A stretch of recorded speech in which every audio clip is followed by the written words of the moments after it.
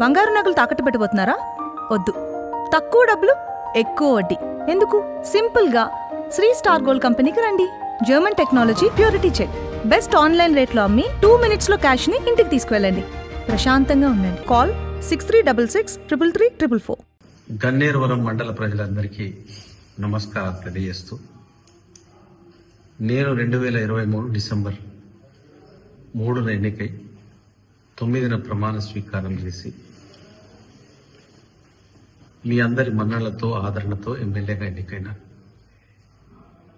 Ganneruvaram road ఏదైతే గుండ్లపల్లి నుండి పుత్తూరు వరకు ఉందో, ఆనాడు ఆ రోడ్డు అతుకుల గుంతలుగా ఉండే ఆ రోడ్డును నిర్మించాలని గత ప్రభుత్వంపై ఎన్నో ధర్నాలు చేయడం, హైకోర్టు పర్మిషన్తో పాదయాత్ర చేయడం, అదేవిధంగా నేను పొన్నం ప్రభాకర్ గారు కూడా ఇద్దరం గన్నేరువరం నుండి గుండ్లపల్లి వరకు పాదయాత్ర చేయడం జరిగింది. ప్రభుత్వం వచ్చిన తర్వాత ఆ రోడ్డును ఆనాటి పాలకులు శాంక్షన్ వచ్చిందని బాజా భజంత్రీలతో, మేళతాళాలతో పెద్ద మోటార్ సైకిల్ ర్యాలీ తీసి విజయం సాధించినాం, మేము తీసుకొచ్చినాం ఈ రోడ్డునని చెప్పి ప్రజలను మోసం చేసినారు. నేను ఎన్నికైన తర్వాత ముఖ్యమంత్రి గారి దగ్గరికి వెళ్ళి ఈ రోడ్డు చేయట్లేదు, ఆ కాంట్రాక్టర్ అప్పటికే ప్రారంభించినాడు, ఆ తర్వాత పనులు చేయట్లేదని చూస్తే ఫైనాన్షియల్ కాంకరెన్స్ లేదని అంటే ముఖ్యమంత్రి గారితో ఫైనాన్షియల్ కాంకరెన్స్ తీసుకొని జూన్ జూలై మాసంలో ఫైనాన్షియల్ కాంకరెన్స్ తీసుకొచ్చిన తర్వాత రోడ్డు నిర్మాణం చేపట్టడం జరిగింది. అది ఈరోజు దాదాపుగా జంగపల్లి కొండాపూర్ వరకు అయిపోయింది, 4 కిలోమీటర్లు. మరి ఆ కాంట్రాక్టర్లు డబ్బులు ఉంటేనే కానీ చేయని పరిస్థితి వచ్చింది. ప్రభుత్వం దగ్గర అప్పుల కుప్పబెట్టిపోయినారు గత టీఆర్ఎస్ ప్రభుత్వం. 8 లక్షల కోట్ల అప్పుతో ఉన్నది కాబట్టి కాంట్రాక్టర్లందరికీ పాత బకాయిలు తీర్చడానికే డబ్బులు సరిపోవట్లేదు. కాబట్టి కాంట్రాక్టర్లు కూడా చేయట్లేదు. ఈ విషయంలో ముఖ్యమంత్రి గారికి, డిప్యూటీ ముఖ్యమంత్రి గారికి నివేదించడం జరిగింది.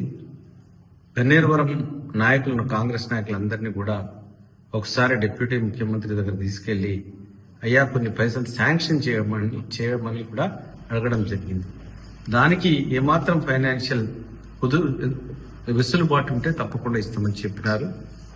అంతలోపలే ఈ ఎలక్షన్స్, అంతకుముందు మీకు అందరికీ తెలుసు సెప్టెంబర్ నుంచి ఇప్పుడు వర్షాలు, ఆ వర్షాలతో ఇంకా రోడ్లు పాడైపోయిన పరిస్థితి. కాబట్టి చేయలేకపోయినాము. చాలా మంది చాలా విధాలుగా కామెంట్ చేస్తూ ఉన్నారు. అధికారంలో ఉన్నప్పుడు 10 సంవత్సరాలు ఇవన్నీ గుర్తురాలేదు. ఈరోజు ప్రజలను రెచ్చగొట్టి ఏదో చేద్దామని నేనప్పుడు ప్రజల బలంతో యువ నాయకులందరినీ తీసుకొని రోడ్డు మీద ధర్నా చేయడం జరిగింది. తప్పకుండా అది నాకు గుర్తుంది. నేను చేయకపోవడం లేదు, నేను తప్పకుండా చేస్తాను.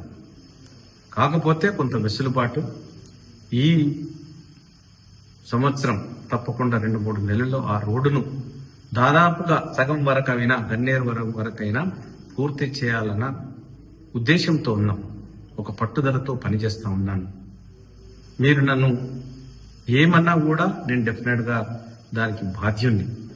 నేను చేయాల్సిన బాధ్యత ఒక ఎమ్మెల్యేగా ఉంది. కాబట్టి ఎవరి ప్రోద్బలంతో మీరు దీనికి పూనుకోకూడదు. రెండవది, ఈ రోడ్డు గురించి నన్ను అరెస్ట్ చేసి 24 గంటలు డిటైన్ చేసి పెట్టినారు. ఇది వీరందరికీ తెలియదు. ఆ రోజు మేము రోడ్డు మీద చేస్తే గత ప్రభుత్వంలో ఉన్నటువంటి ఎమ్మెల్యే మా దగ్గరకు వచ్చి బెదిరించడం జరిగింది. పోలీస్ స్టేషన్లో వేసి వీళ్ళని తొక్కమండి అని చెప్పారు ఈ రోడ్డు గురించి. మరి ఇన్ని చేదు జ్ఞాపకాలు ఆ రోడ్డు మీద ఉన్నాయి. మరి నేను ఎట్లా వదిలిపెడతానని మీరు అనుకుంటున్నారో నాకు తెలియదు, కానీ తప్పకుండా చిత్తశుద్ధితో దీని నిర్మాణం చేపడతాం.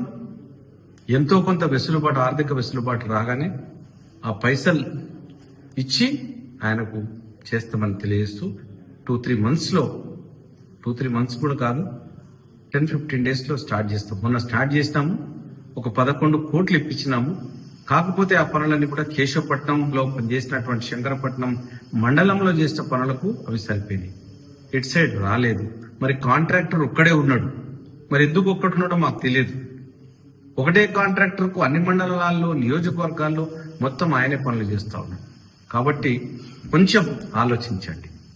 నేను ఈ రోడ్డు కోసం జైలుకి వెళ్ళినవాడిని. ఈ రోడ్డు కోసం 24 గంటలు చలి కాలంలో మమ్మల్ని అరెస్ట్ చేసి పోలీసుల పహారాల్లో డీటైన్ చేసి పెట్టడం జరిగింది.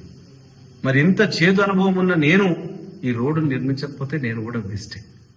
కాబట్టి కొంచెం టైం ఇస్తే తప్పకుండా నేను చేస్తా.